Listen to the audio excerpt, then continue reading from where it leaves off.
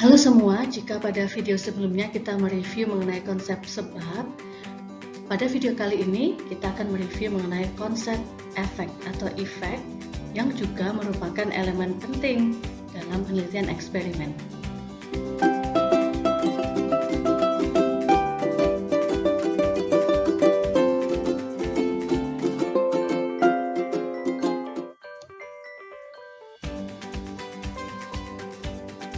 Ya, kita perhatikan satu pernyataan yang paling penting, yaitu jika ada sebab, maka ada efek atau akibat.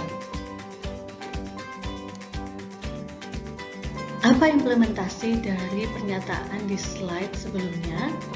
Coba kita perhatikan rumusan sebab akibat berikut. Yang pertama, sebuah objek yang diikuti oleh objek lain dan semua objek mirip dengan objek pertama akan diikuti oleh objek yang mirip dengan objek kedua. Yang kedua, jika objek pertama tidak ada, maka objek kedua tidak pernah ada. Jadi, munculnya objek kedua atau akibat atau efek di sini tidak akan pernah ada jika tidak ada sebab atau objek pertama. Dan semua objek yang mirip dengan sebab pasti akan menyebabkan juga objek kedua atau objek-objek lain yang mirip dengan objek kedua. Coba kita perhatikan contoh berikut ini. Jika sebuah lingkaran diikuti munculnya sebuah persegi, maka jika ada lingkaran yang lain, maka akan memunculkan persegi.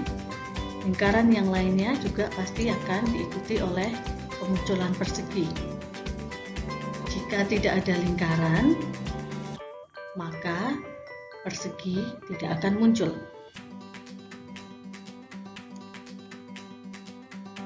Mari kita lihat contohnya di dunia nyata dan mungkin di dunia pendidikan atau permasalahan siswa di dalam kelas. Jika siswa A atau seorang siswa hanya belajar sesaat sebelum ujian saja, maka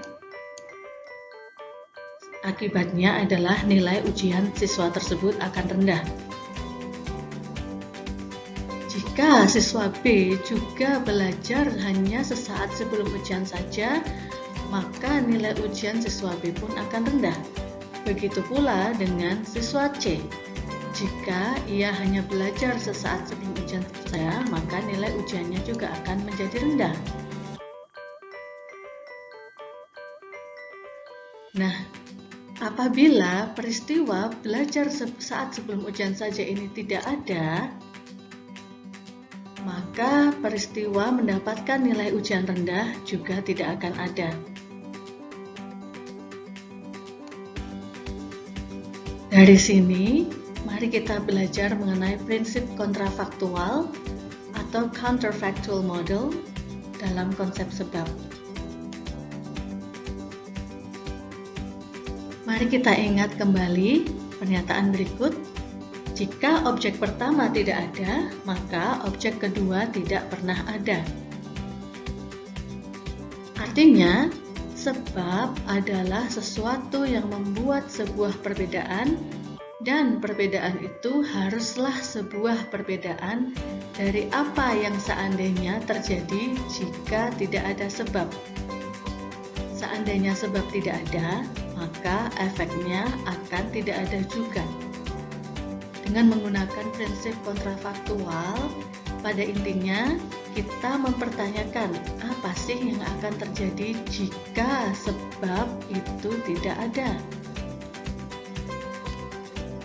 Bagaimana implementasi prinsip kontrafaktual dalam eksperimen? Hal ini juga dibahas di dalam buku Shadish dan kawan-kawan 2002. Sebuah kontrafaktual adalah sesuatu yang bertentangan dengan fakta.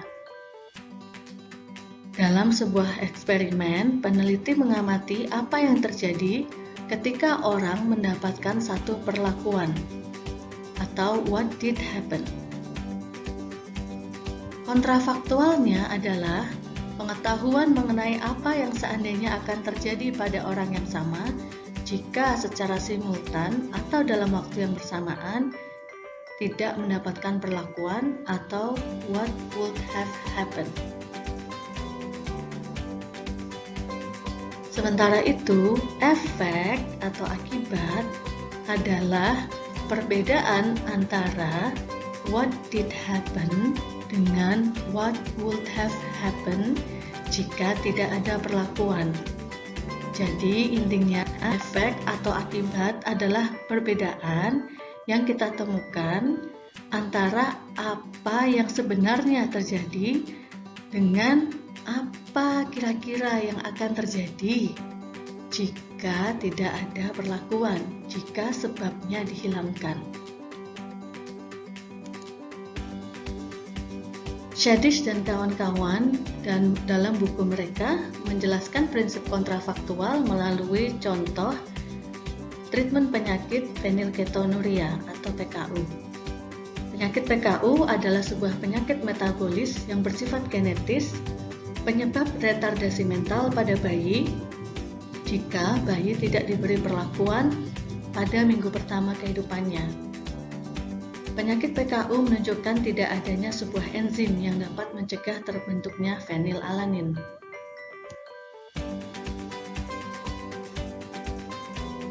Penyebab PKU terdiri dari cacat genetis dasar, gangguan enzimatis, dan fenilalanin yang berlebih, sehingga peneliti memberikan perlakuan berupa diet fenilalanin pada minggu pertama kehidupan bayi.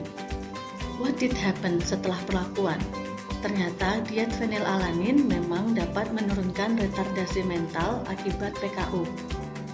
Nah, apa kontrafaktualnya? What would have happened? Apa yang akan terjadi pada bayi jika tidak mendapatkan diet fenilalanin terbatas tersebut?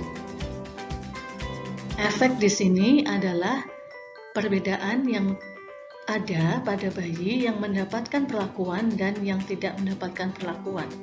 Sehingga sebenarnya yang kita lakukan dalam eksperimen adalah mencari efek ya, antara perbedaan pada kelompok yang mendapatkan perlakuan dengan yang tidak mendapatkan perlakuan.